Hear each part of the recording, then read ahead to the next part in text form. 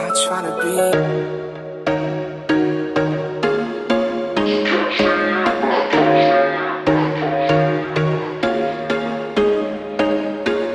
There was once a day that I would pray for you. I'd go and misbehave just so you'd notice too. Sneaking looks up and down from across the room. And damn, what a hell of a view. I feel good, you look great, I like you, I can't wait.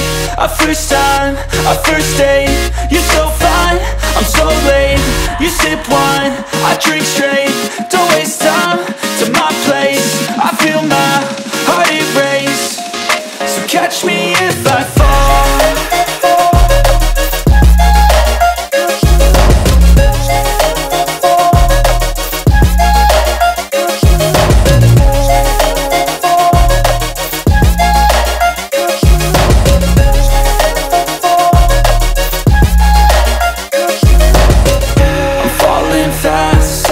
Praying that this night's gonna last.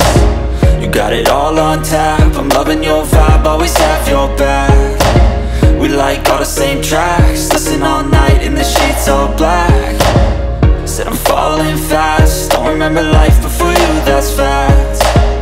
I feel good, you look great, I like you, I can't wait. A first time, a first date. You're so fine, I'm so late. You sip wine, I drink straight. Don't waste time to my place. I feel my heart erase. So catch me if I fall.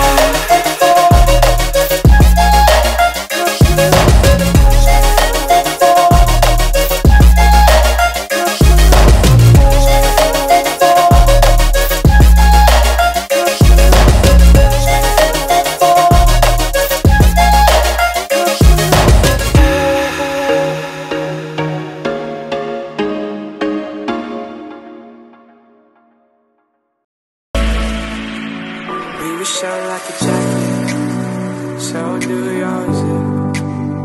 We will roll down the rapids and find a wave that fits. Can you feel when the wind is? Can you feel it through all the windows inside this room? Ассаламу алейкум достор, барыңыздарга чоң салам. Бүгін Америкада 6 октябрь, как раз бүгінден баштап грин карта ойыны башталды. Қатышыңыздар, ойнаңыздар. Мен көптен бері айтып жүрмін, біздің телеграм канал бар.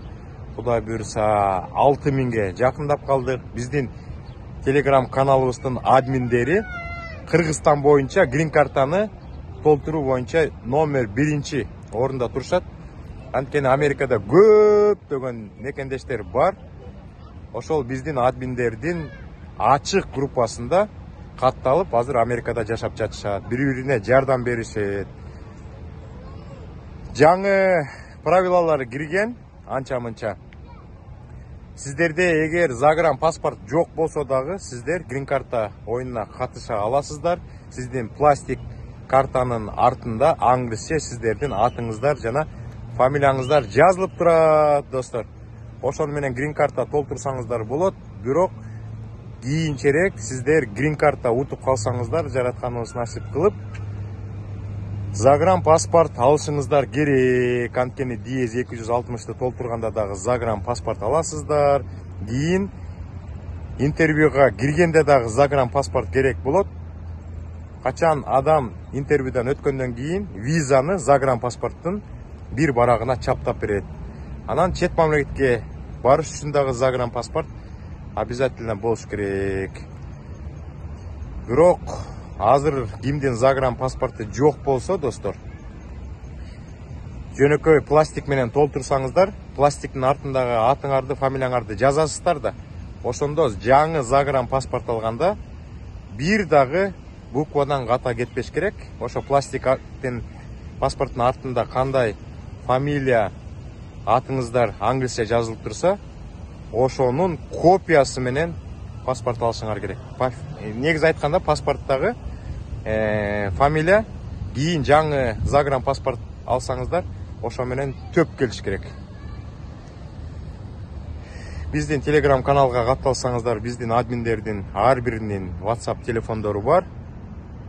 WhatsApp номер менен байланышып, Бишкектен офис ачышкан. Анан Оштондагы офис ачышты. Ошол жакка барып толтурсаңыздар, өзлөрүнүн профессиональный фотографтары бар. Бул сүрөт абдан важный нерсе, достор. Ошон үчүн эгер сиздер башка өлкөлөрдө болуп калсаңыздар, биздин админдерге WhatsApp номер менен байланышып, чалып, анан керектүү документтерди ошо WhatsApp аркылуу эле жиберсеңиздер болот. А так сүрөттү, именно сүрөттү электронный почта менен жибериш керек.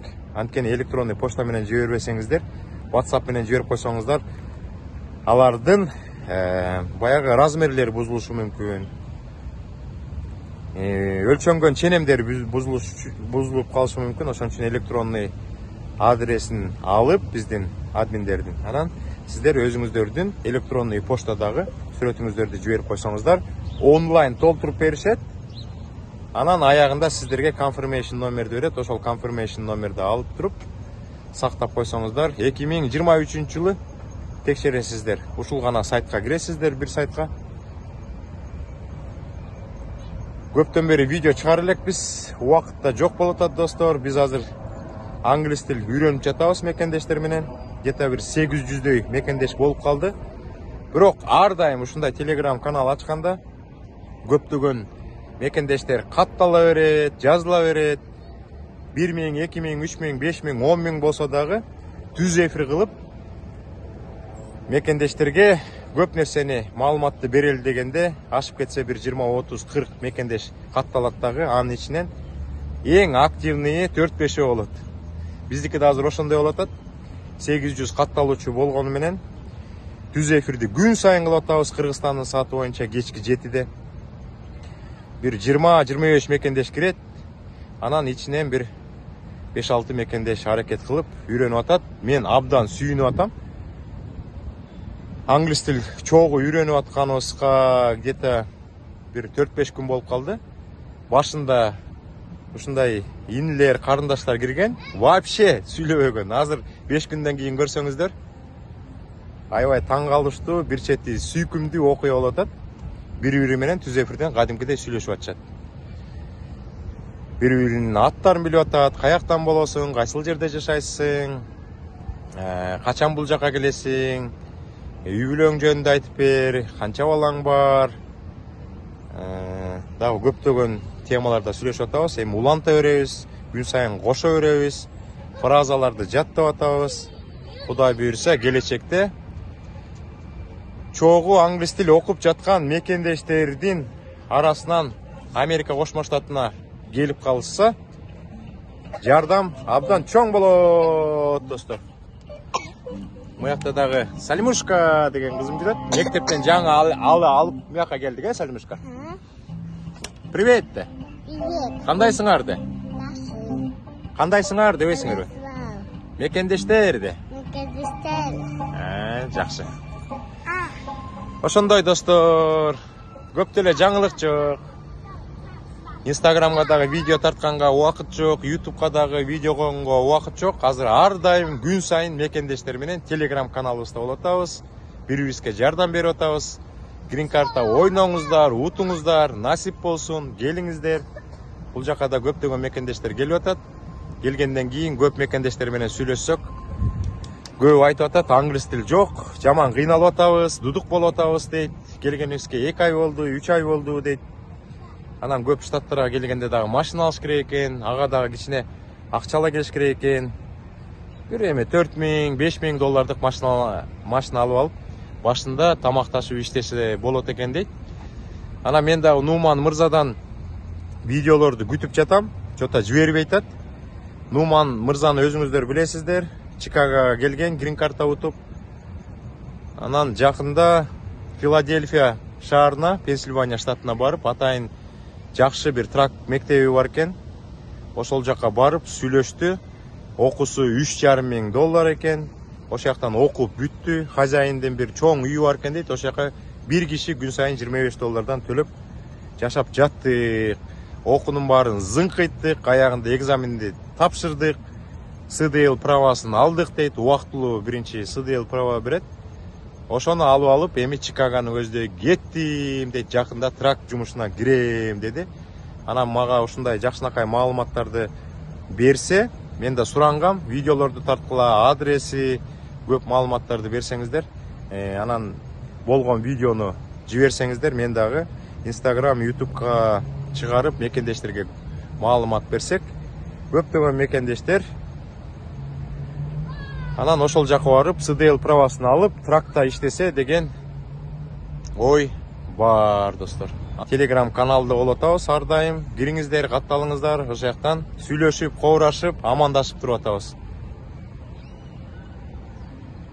Достор, мына Колумбус шаарында ар бир күнү кичинекей балдар үчүн ушундай аттракцион иштейт. Кичинекей балдар келип түшсө болот.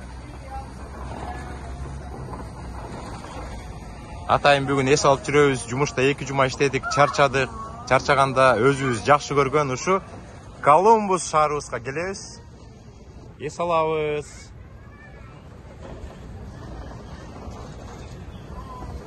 Убакытты ушинтип үй-бүлө менен өткөрөбүз. Америкага келем деген мекендештерге насип болсун. Грин карта ойыну башталды. Ойноңуздар, утуңуздар, достор. Баарыңыздарга ийгилик каалайбыз. Салима! Салима дагы, кызым дагы түшүп жүрөт бул жакта. Караңыздар. Америка ушундай условиялар түзөт. Таптаза, балдар үчүн бүт баары бекер. Караңыздарчы, кандай сулуулук. Төшөгүңдү алып келтирип, буякка салып алып, жатып уктасаң дагы эч ким эчтеке дебейт.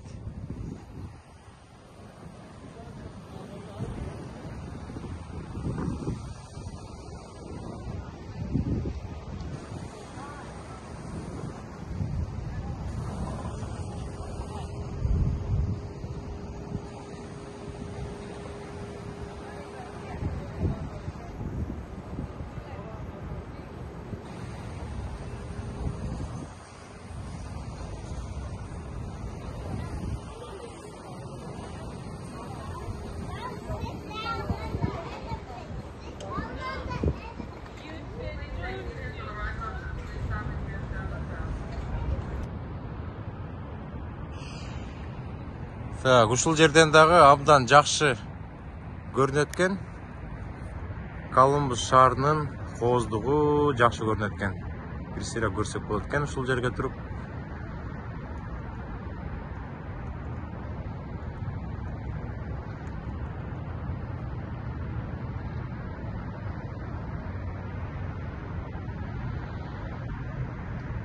Тигил жерде дагы бир кооз зданиянын башы көрүнөт.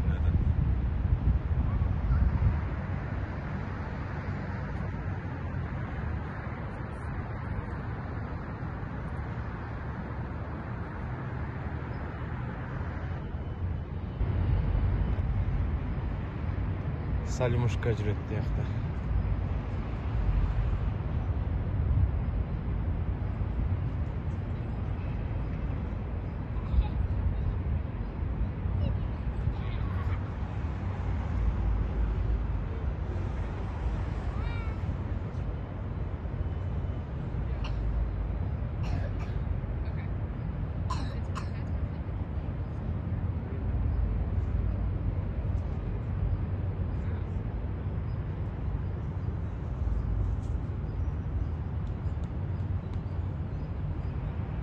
Баарыңыздарга Америкага грин карта утуп келүү насип болсун.